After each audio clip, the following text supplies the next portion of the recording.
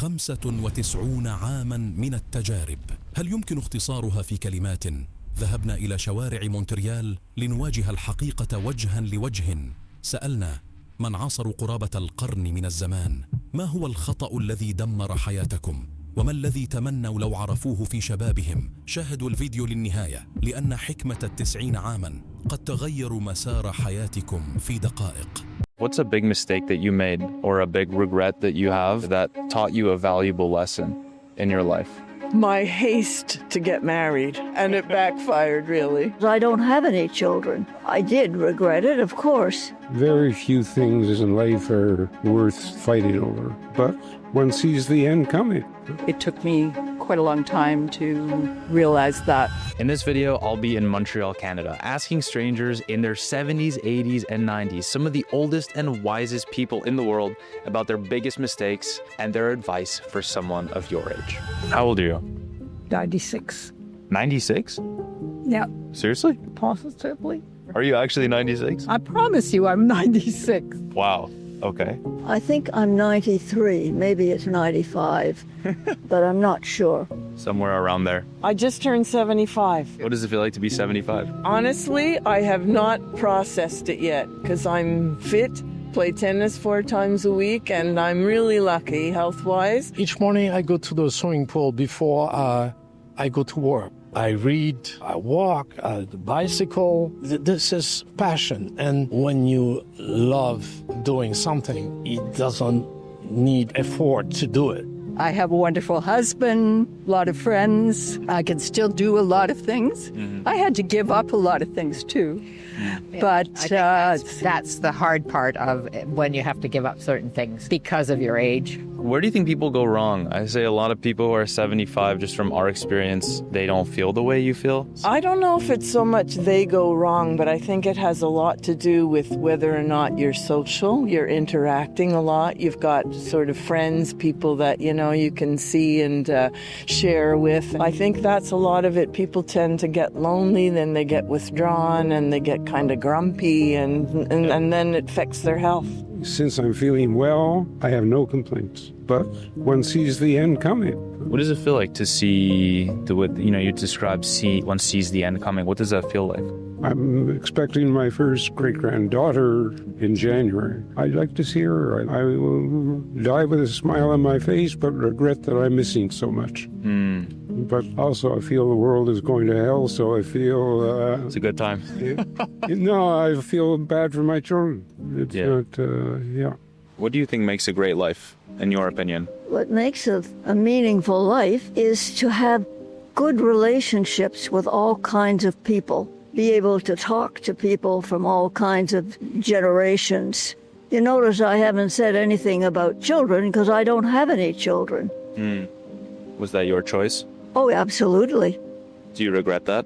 No. Did you ever regret it?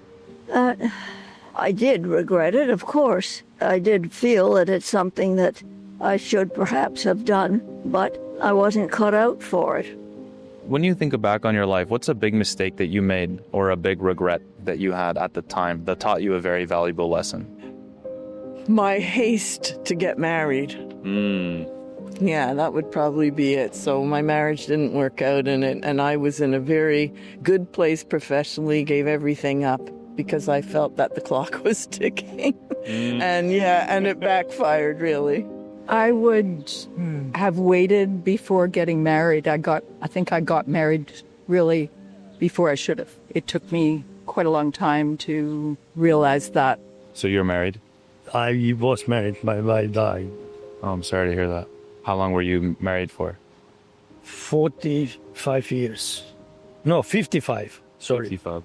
What was the secret to a relationship lasting 55 years? Most people can't even find someone for a few months right now. Problem is people don't have trust to each other and respect to each other. You have to respect the other person as much or even more than what respect you ask from other person. And talk, whatever disagreement you have, sit down and talk. Does it feel like we're missing that? Oh, yeah. Oh, yeah. Why? Because you guys don't have time to sit down, because you think you will lose something sitting down and talk to your partner. Yeah, we're too rushed, too busy. Yeah.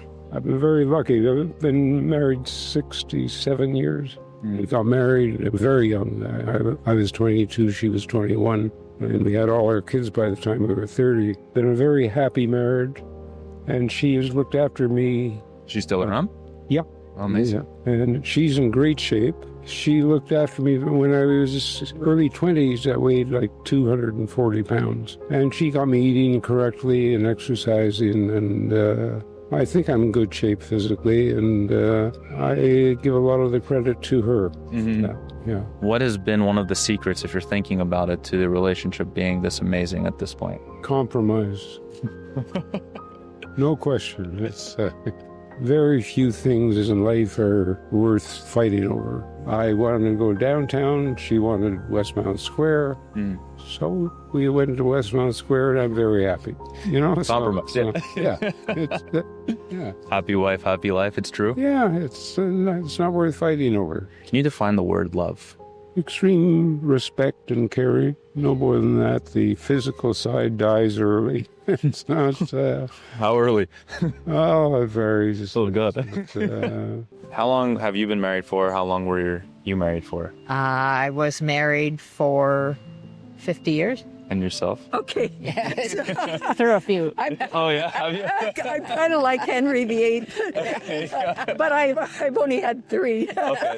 That's right. So I was divorced after 24 years of marriage. That was very tough. And then I had a relationship for about 21 years, and that my husband died and had Alzheimer's. So then my present husband, I hope that's it. I think my last husband, also lost his wife. We have been together now for 10 years. Wow. Yeah, very lucky. We have this expression that we both have a lot of baggage. When we met when we were 72 years old. So you're going to have a lot of baggage. So you give each other a generous baggage allowance. At all ages? Or just... Yes, Yeah. Of course, at all ages. It's not easy to share your life with a person. You're never going to have the exact same response to things. Recognizing that your point of view may not be the other person's point of view. Yeah. A lot of tolerance. Right. Can you guys define the word love for me? Love to me is a commitment. It isn't just something that happens to you. Yeah. You know, like pow, love. It's something you work at. It's something that you have to nourish. Yeah. And you grow into a love relationship. It's not a 30-second. Like it doesn't happen at first sight. Yeah. Maybe lust happens at first sight, but love is something that takes a while to really nourish.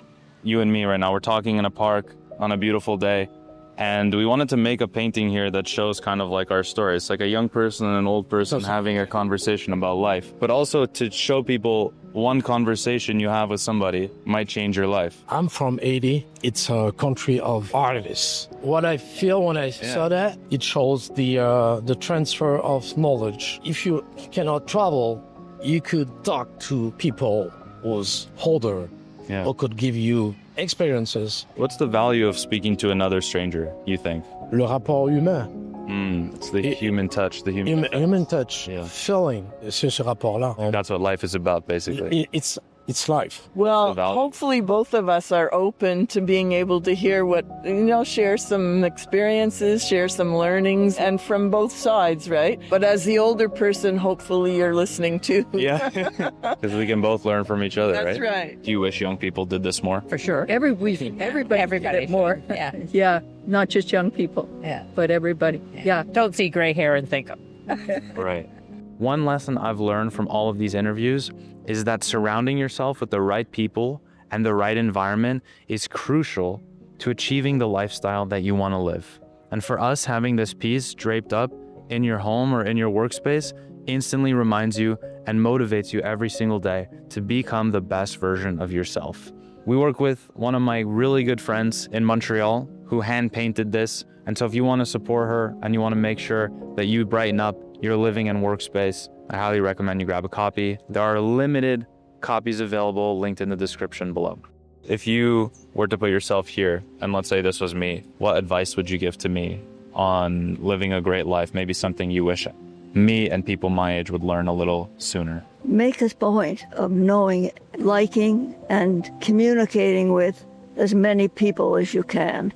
You know, look after yourself. Take care of yourself. Don't abuse yourself. Yeah, look after yourself. Keep your options open, and travel is a big, big way to open your mind. So make sure that whatever you do in life, you get into doing some international travel. I love that. Travel, expose yourself, and for God's sake, be tolerant. I've kind of learned that I don't like to give advice because I don't actually like it when people give me advice. Yeah. So all I can do is really talk about what my life is and my decisions. No, I don't have any advice, but I've got a lot of experience. Thank you so much for watching this video. If you enjoyed the advice you heard and you want to bring some of it into your space, make sure to check out our new piece of art, A Conversation About Life, linked in the description. Thanks again, and we'll see you in the next one. هؤلاء الغرباء شاركونا تجاربهم، فماذا عنكم؟ ما هو الدرس الذي تعلمتموه من هذا الفيديو؟ لا تنسوا الإعجاب بالفيديو والاشتراك في القناة لتكونوا جزءاً من رحلتنا في البحث عن الحقيقة.